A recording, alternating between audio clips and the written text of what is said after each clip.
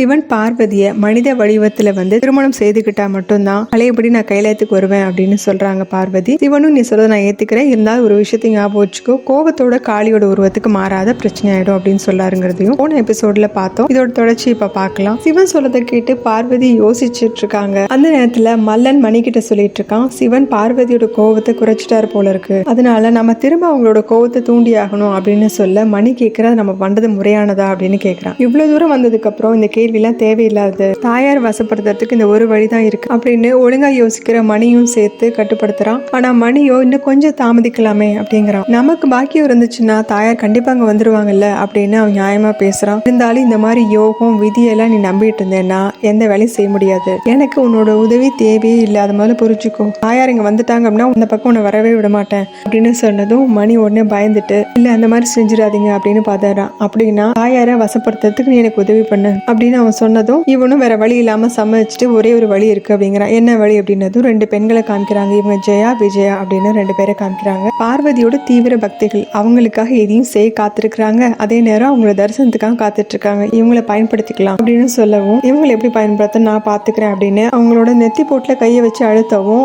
அவங்களுக்குள்ள ஏதோ ஒரு சக்தி பாஞ்ச மாதிரி இருக்கு. அவங்க கண்களை திறந்தும் நீங்க தாயாரோட பக்தர்கள் தானே, அவங்கள தரிசனம் பண்ண போங்க அப்படின்னு சொல்லவும் இதை பார்த்துட்டு இருந்த நாராயணர் இது முறையிலேயே ஜெயா விஜயா ரெண்டு பேருமே நீங்க தடுத்து நிறுத்துங்க, ஏன்னா அவங்க செய்ய போற செயல் காளியோட கோபத்தை அதிகமா தூண்டி விட்டுரும் அப்படிங்க. பிரம்மாவும் அவர் சொல்றது சரிதான் மகாதேவா, ஜெயா விஜயா ரெண்டு பேருமே காரணமே இல்லாம காளியோட கோபத்துக்கு ஆளாக போறாங்க. பக்தர்களோட பக்திக்கு பரிசா அருள் தான் கிடைக்கணுமே ஒழிய சாபம் கிடைக்க கூடாது அப்படிங்கிறாரு. நம்பிக்கையோட இருங்க பிரம்மதேவா, பார்வதி எப்பவும் போலவே இப்போ தன்னோட பக்தர்களுக்கு நல்லதுதான் செய்வா, அதுல எந்த சந்தேகமும் வேண்டாம் அப்படின்னு சிவனும் உறுதியா சொல்றாரு. அடுத்த காட்சியில பார்வதி போயிட்டு இருக்க வழியில ஜெயா விஜயம் வர்றாங்க. பார்வதியை பார்த்தது ரொம்ப சந்தோஷத்தோட அவங்கள வணங்க, பார்வதி ஆச்சரியமா பார்த்துட்டு நீங்க இங்க வந்ததுக்கான காரணம் என்னன்னு கேக்குறாங்க. எங்களுக்கு பிரசாதமும் அருளும் கொடுங்க அப்படிங்க. பார்வதி ரொம்ப ஆர்வமா என்ன பிரசாதம் வேணும் அப்படின்னு கேக்குறாங்க. அவங்களோ ஏற்கனவே மல்லன் அவங்க நெத்தியில படுத்திருக்காங்க இல்லையா, அதனால ஏதோ மாயில கட்டுப்பட்ட மாதிரி நின்றுட்டு இருக்காங்க. எங்களுக்கு ரத்தம் வேணும் அப்படின்னு கேட்கும். பார்வதி அதிர்ச்சி ஆறாங்க. இங்க மணியும் மல்லனும் நெருப்போட ஜுவாலை அதிகமாக்கிக்கிட்டே போறாங்க. சிவன் பிரம்மா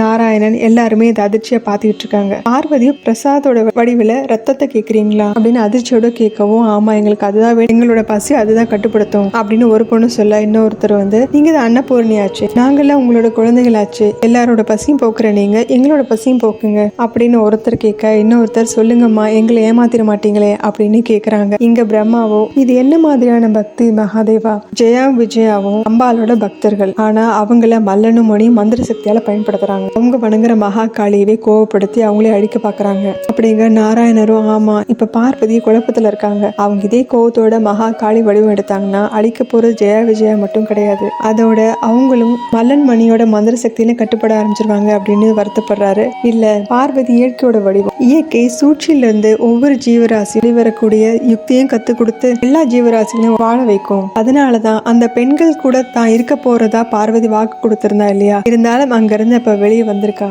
இந்த பிரபஞ்சத்துக்காக தியாகத்துக்கான ஒரு அடையாளத்தை பார்வதி இப்ப உருவாக்க போறா, நடக்க போற எல்லாமே பார்வதி கிட்ட தான் இருக்கு அப்படின்னு அவரும் அமைதியாக நாராயணனும் பிரம்மதேவரை பாக்குறாரு, என்ன பண்ண போறோம் அப்படிங்கிற மாதிரி. அடுத்த காட்சியில பார்வதி காமிக்கிறாங்க. அவங்க அதுக்காக ஏன் ரத்தத்தை கேக்குறீங்க, உங்க ரெண்டு பேருக்கு பசிக்குதுன்னா உங்களுக்கு தேவைப்படுற உணவு விளைக்கிறேன் அப்படின்னு சொல்லிட்டு அவங்க சக்தியை பயன்படுத்த போக அவங்க ரெண்டு பேருமே வேண்டாமா பொறுங்க, எப்படி நீருக்கான தேவை நீரோ அதே மாதிரி அன்னத்துக்கான தேவை அன்னமோ எங்களுக்கான தேவை ரத்தம் தான், அது மூலமா மட்டும்தான் எங்களுக்கு பசியை தீரும் அப்படிங்கிறாங்க. எங்களுக்கு வேற எதுவும் வேணுது, இந்த பிரசாதம் தான் வேணும், நாங்க ரொம்ப பசியோட இருக்கோம், எங்களுக்கு நீங்க இதை தானமா கொடுத்துதான் ஆகணும் அப்படின்னு இன்னொரு பொண்ணு கேக்குறாங்க. எங்க பசியை போக்குங்கம்மா அப்படின்னு சொல்ல பார்வதி குழப்பத்தோட நின்றுட்டு இருக்காங்க. அப்போ அந்த பெண்களை பார்க்க போயிருந்தாங்க இல்லையா பார்வதி, அப்போ ஒரு சின்ன பொண்ணு வந்திருப்பாங்க, அந்த பொண்ணு இப்ப இந்த இடத்துக்கு வர்றாங்க. நடக்கிற எல்லாத்தையும் பார்த்து அந்த பொண்ணு அதிர்ச்சியாகி இது எல்லாத்தையும் கௌரி தாய் கிட்ட போய் உடனடியாக நான் சொல்லி ஆகணும் அப்படின்னு அங்க வந்து போறாங்க. இதோட இந்த எபிசோட் முடியுது. அடுத்த எபிசோட்ல பார்க்கலாம். லைக் பண்ணுங்க, ஷேர் பண்ணுங்க, சப்ஸ்கிரைப் பண்ணுங்க, பெல் பட்டன் பிரஸ் பண்ணுங்க. தேங்க்யூ.